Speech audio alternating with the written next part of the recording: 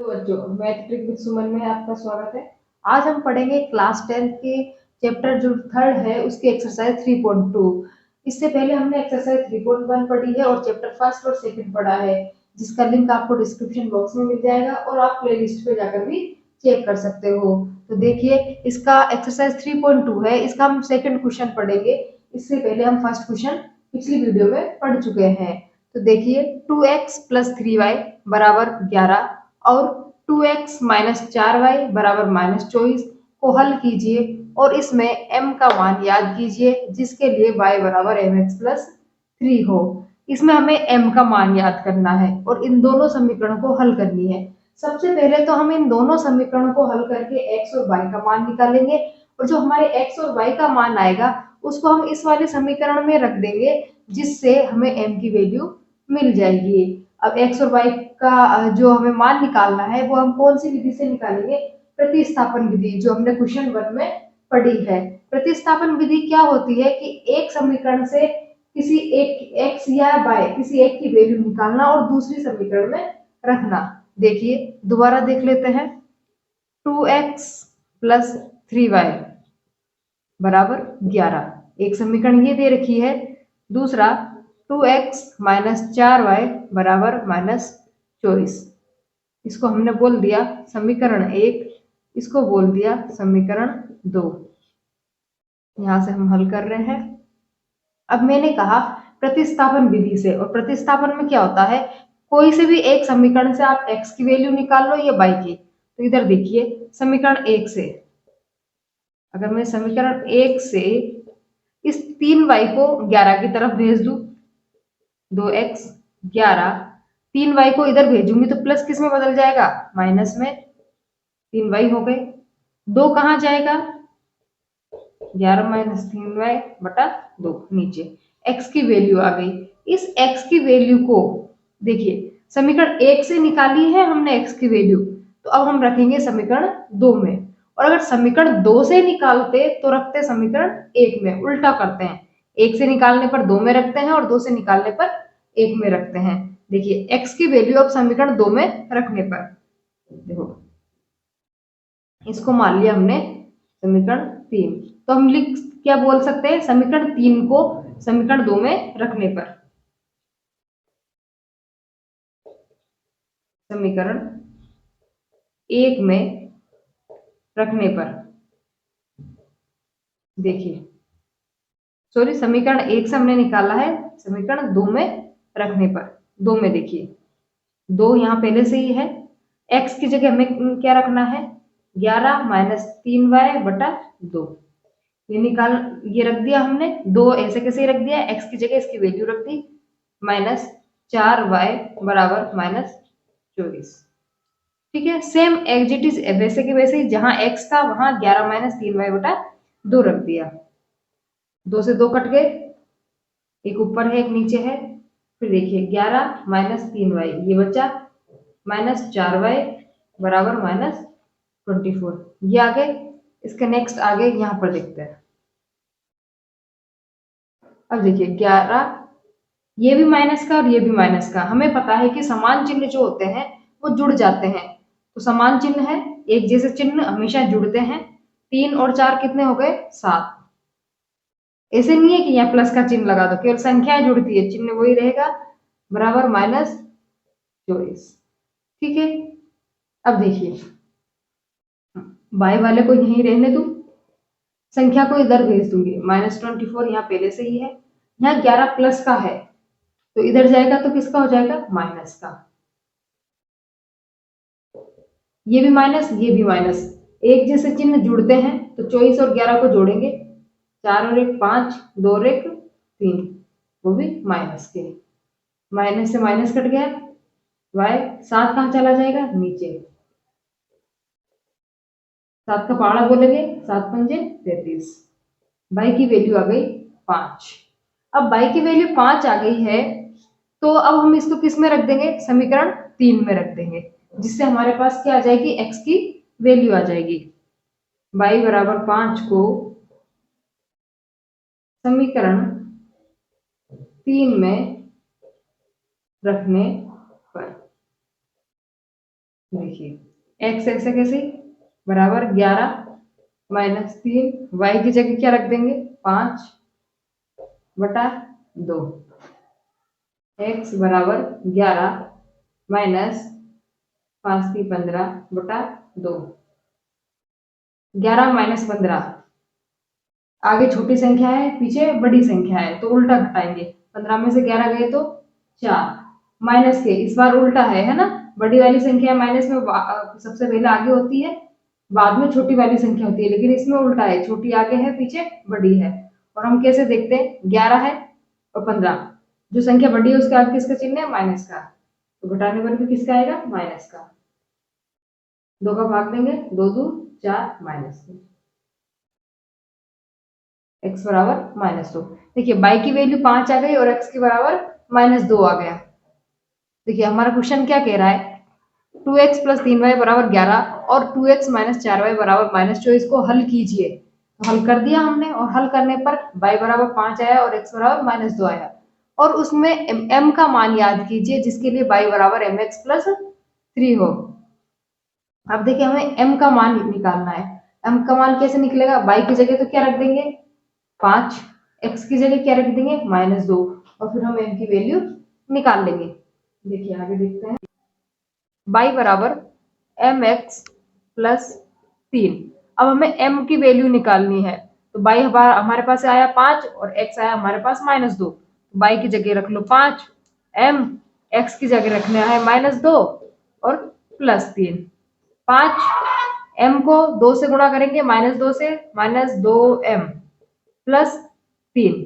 अब देखिए -2m इसको ऐसे कैसे छोड़ देंगे, 3 को लेके जाएंगे 5 के पास, देखो जब 3 को 5 के पास ले जाएंगे तो ये अकेला रह जाएगा, तो अकेला रह गया तो इसको यहाँ लिख दिया 5, और जब 5 के पास ये जाएगा तो प्लस है जो इधर जाके किसका हो जाएगा माइनस का, 5 में 3 गए 2, m 2/-2, 2 से 2 कट गया -1, तो m बराबर आ गया -1। ये हमारा दूसरा क्वेश्चन हो गया। सबोई प्रतिस्थापन विधि से हमने x और y के मान निकाले और x और y के मान को हमने y बराबर mx + 3 में रख दिया। अब हम देखेंगे तीसरा क्वेश्चन।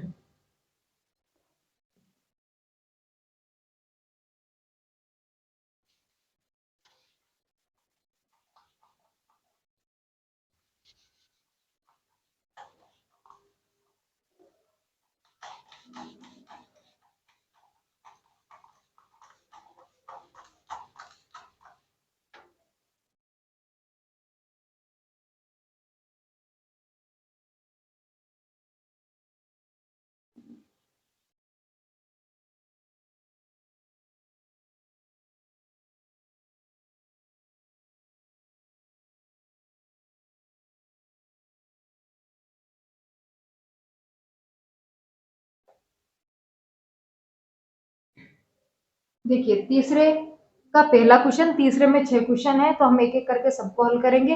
पहला क्वेश्चन देखते हैं, दो संख्याओं का अंतर 26 है, यानी कि दो संख्याएं हैं उनका अंतर 26 है और एक संख्या दूसरी संख्या की 3 गुनी है, ज्ञात कीजिए। एक संख्या दूसरी संख्या की 3 गुनी है, ठीक है। तो हम समीकरण बनाएंगे, पहले तो हम मान लेते हैं हल कि पहली संख्या कौन सी है और दूसरी संख्या कौन सी है। मैंने मान लिया कि माना पहली संख्या x, दूसरी संख्या y, ठीक है, ये तो हमने मान लिया।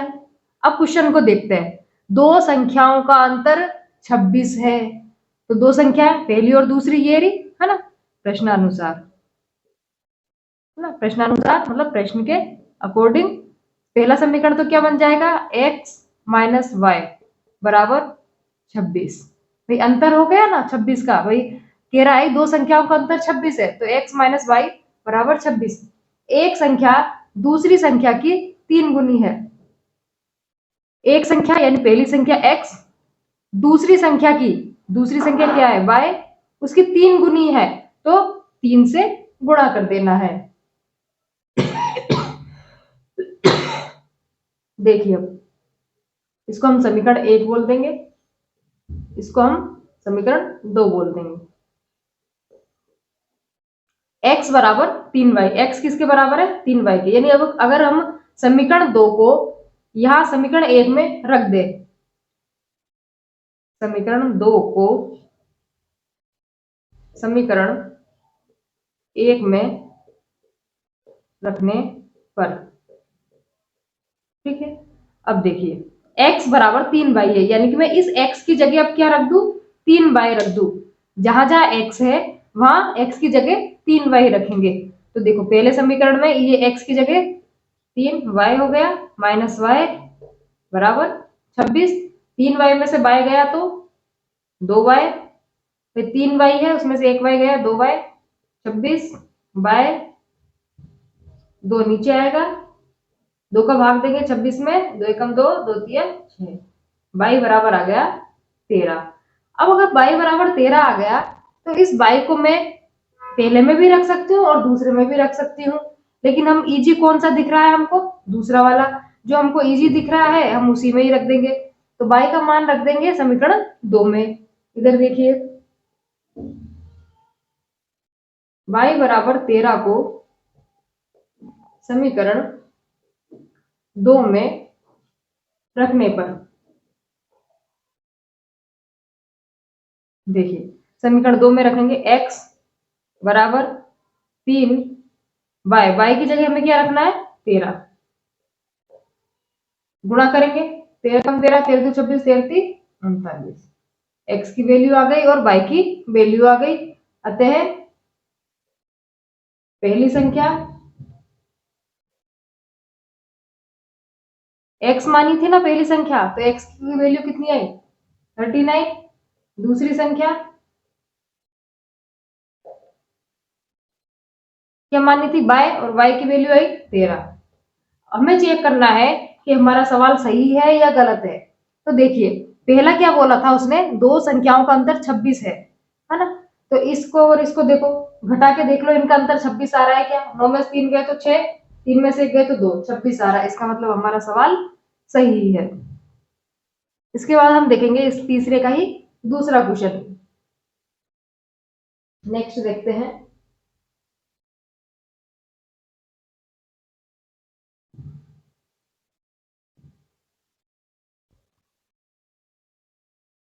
दूसरा क्वेश्चन, दो संपूरक कोणों में बड़ा कोण छोटे कोण से 18 डिग्री अधिक है, उन्हें याद कीजिए।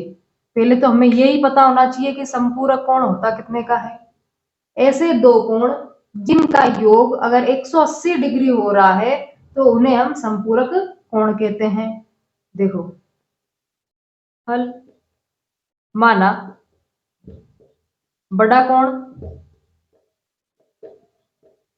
x ठीक है डिग्री का है, छोटा कोण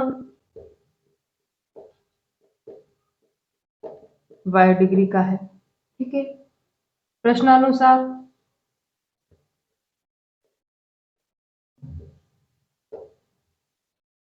बड़ा कोण छोटे कोण से, अब बड़ा कोण कितना क्या है x, छोटे कोण से छोटा कोण कितना है y, 18 अधिक है, 18 अधिक है, हो गया। इधर करते हैं, ये हो गया। इसके बाद एक हमें पता है कि संपूरक कोणों का योग 180 होता है, x प्लस वाई बराबर 180 डिग्री। हमें ये पता होना चाहिए कि संपूरक कोणों का योग 180 डिग्री होता है, तो बड़ा और छोटा कोण दोनों मिलकर कितने हो गए 180 डिग्री हो गए। अब देखिए इसको मैंने मान लिया समीकरण 1, इसको मैंने मान लिया समीकरण 2। अब देखिए मान रखना है, देखो यहाँ पर x की वैल्यू कितनी है, x बराबर कितना है y प्लस 18। अगर मैं दूसरे वाले समीकरण में इस x की जगह y प्लस 18 रख दूं, क्योंकि x के बराबर है ना y प्लस 18, तो देखिए समीकरण 1 से x का मान समीकरण 2 में रखने पर, इस बार समीकरण 2 में रख रहे हैं। देखिए समीकरण 2 में रखना है, x की जगह क्या रखना है, y प्लस 18। तो x की जगह रख दिया y प्लस 18 प्लस y, ये अलग है, सिर्फ x की जगह आया y प्लस 18, ये दूसरा वाला y है बराबर 180 डिग्री। y और y कितना हो गया, 2y प्लस 18 बराबर 180 डिग्री। 2y प्लस 18 इधर जाके माइनस हो गया, घटाओ, 10 में 60 गए तो 2, यहाँ बचे 7, 7 में से 1 गए तो 6 और 1, ये 2 कहाँ जाएगा, नीचे, 2 अंटे 16, 2 एकम 2, यानी y की वैल्यू आ गई 81 डिग्री, यानी कि छोटा कोण कितने का हो गया, 81 डिग्री का। अब बड़ा निकालना है, तो देखिए अगर मैं इस y की वैल्यू को समीकरण 1 में रख दूं, y का मान समीकरण 1 में रखने पर, देखिए y का मान कितना है, 81 डिग्री, समीकरण 1 कौन सा है, ये रहा, तो x ऐसे कैसे ही, y की जगह कितना रखना है, 81 डिग्री प्लस 18, जोड़िए, 8 और 1 9, 8 और 1 9, 99 डिग्री, यानी x कितना आ गया, 99 डिग्री। अब देखिए x क्या माना था, बड़ा कोण, तो अपन क्या लिख देंगे, अतः बड़ा कोण, x था ना, तो x की जगह 99, और छोटा कोण,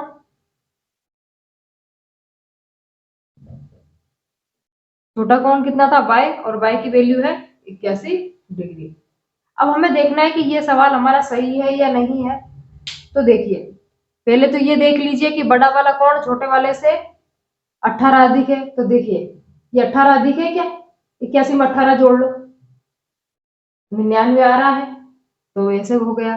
दूसरा हम ऐसे भी देख सकते हैं कि संपूरक कोणों का योग 180 डिग्री होता है, इन दोनों को जोड़ लो, संपूरक कोण हो रहा है या नहीं हो रहा है, 180 डिग्री आ रहे हैं या नहीं आ रहे हैं, आ रहे हैं, दोनों ही तरीके से सही है।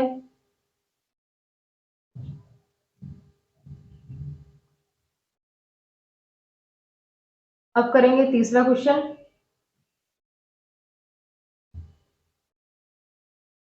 देखिए तीसरे का तीसरा क्वेश्चन, एक क्रिकेट टीम के कोच ने 7 बल्ले और 6 गेंदे 3800 रुपए में खरीदी, 7 बल्ले और 6 गेंदे 3800 रुपए में खरीदी, बाद में उसने 3 बल्ले तथा 5 गेंदे 1750 रुपए में खरीदी, प्रत्येक बल्ले और प्रत्येक गेंद का मूल्य याद कीजिए।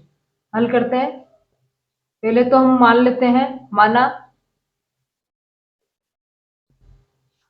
एक बल्ले का मूल्य x रुपए, ठीक है, और एक गेंद का मूल्य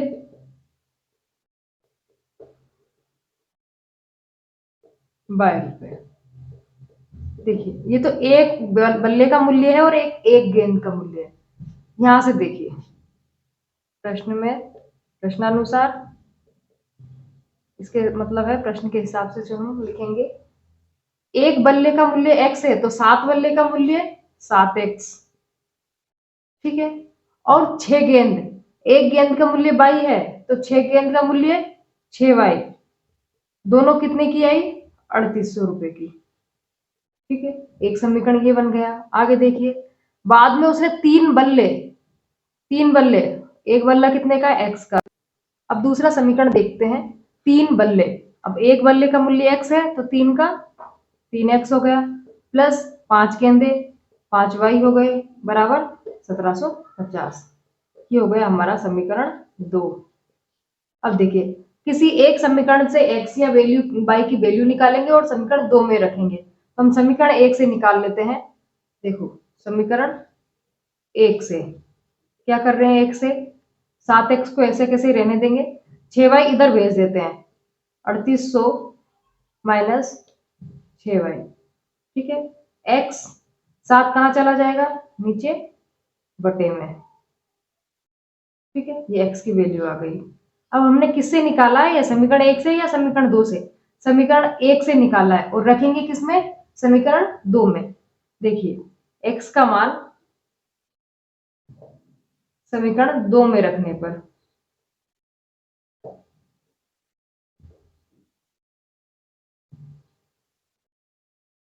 2 में रखते हैं 3, ऐसे कैसे, एक्स की जगह अब क्या रखेंगे, 3800 माइनस 6y बटा 7, ये एक्स की जगह रख लिया, प्लस 5y बराबर 1750। गुणा करेंगे, वो अंदर गुणा करेंगे, 3 को 0 से गुणा किया 0, फिर 0, 3 को पहाड़ा 8 बार बोला 24, हासिल 2, 3 तिया 9, हासिल 2, नोट 2 11, फिर माइनस 3 को गुणा 6 से करेंगे, 3 छिकी 18y बटा 7 प्लस 5y बराबर 1750। अब देखो इसके बटे में तो 7 है, इसके बटे में कुछ नहीं है तो 1 लगा दिया। 7 और 1 का लघुत्तम लेंगे तो 1 के साथ जो भी संख्या होती है वही इसका लघुत्तम होती है, तो 7 और 1 का लघुत्तम लेंगे तो 7 आ जाएगा। अब देखो इसके नीचे तो 7 है तो इसको तो ऐसे कैसे लिख लेंगे, इधर देखिए क्रॉस गुणा करके देख लिया कर, 1 को इस पूरे से गुणा करेंगे तो यही आएगा, क्योंकि 1 से किसी भी संख्या को गुणा करेंगे तो वही संख्या आती है, कुछ फर्क नहीं पड़ता है। लिख लिया, ये तो इधर गुणा हो गया और ये तिरछा गुणा हो जाएगा, इधर गुणा हो जाएगा। 7 को किससे गुणा करना है, 5 से, तो 7 को 5 से गुणा करेंगे तो 7 पंजे 35 बार क्रॉस गुणा कर लिया, इस पूरे को तो 1 से और इसको इस हिसाब से लघुत्तम ले लिया बराबर 1750। अब देखिए 11 400, ये माइनस का है और ये प्लस का है, जब एक माइनस का हो और एक प्लस का हो तो हमेशा संख्याएं घटती है। 35 में 18 में से 35 नहीं जाएंगे, 35 में से 18 घटाएंगे, कितने बचे 17 बाय, ठीक है, बटे में 7 बराबर 1750। अब ये 7 कहाँ जाएगा, क्रॉस गुणा हो जाएगा, इसके नीचे कुछ नहीं है, 1 लगा लिया, ये इधर गुणा और ये इधर गुणा, 1 को किसी भी संख्या से गुणा करते हैं तो वही आती है, तो ये तो वही आ गई, और इसको गुणा करना है, 7 को 1750 से गुणा करना है, ठीक है, 11400 प्लस 17y गुणा करते हैं, 7 को 0 से गुणा करोगे तो 0, 7 का पाड़ा 5 बार बोलो, 7 पंजे 35 हासिल 3, 7 को 7 से गुणा करो 49 और 3 52 हासिल 5, 7 को 1 से गुणा करेंगे 7 और 5 12, 17y, y को इधर छोड़ देंगे, ये लिखा 11400 इधर जाके माइनस का हो जाएगा, घटाओ, घटाएंगे तो 0 में से 0 गया तो 0, 5 में से 0 गया तो 5, 2 में से 4 नहीं जाता, 12 में से 4 गए तो 8, 1 में से 1 गया तो 0 और 1 में से 1 गया तो 0, y बराबर 850 बटे में जाएगा, 17 का पहाड़ा बोलेंगे, जिनको पहाड़ा नहीं आता वो 1 2 3 से गुणा करके देख लेना, 17 पंजे 85, y बराबर आ गया 50। अब y बराबर 50 आ गया, अब हमें निकालना है x, तो ये y की वैल्यू है वो इस x वाले में रख देंगे, इसको मान लेंगे समीकरण 3, यहां तक उतार लीजिए, फिर आगे देखेंगे इसी के।